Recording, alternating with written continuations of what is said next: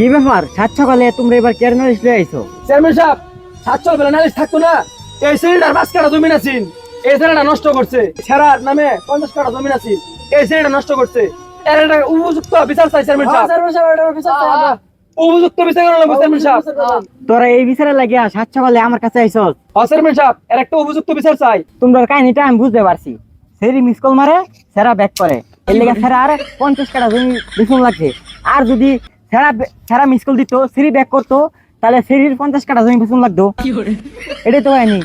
কাহিনীটা বুঝতে পারছি।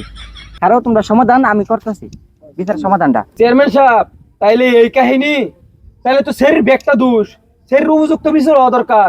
তাহলে এক কাম করুন চেয়ারম্যান সাহেব, সেরির যেহেতু 5 কাঠা জমিন গেছে আর সেরের যেহেতু 50 কাঠা জমিন গেছে গা, তাহলে তো সেরের লস হচ্ছে, 45 কাঠা জমিন লস হচ্ছে।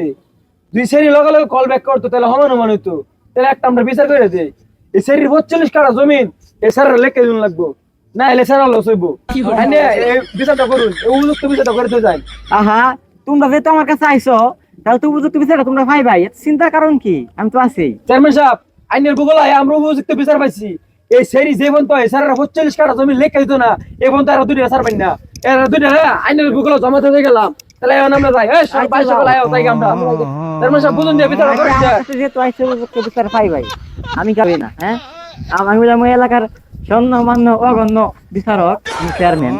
আমার কাছে কেউ আয় কি ঢুকে নাকি? সবাই উপযুক্ত বিচারই পায়।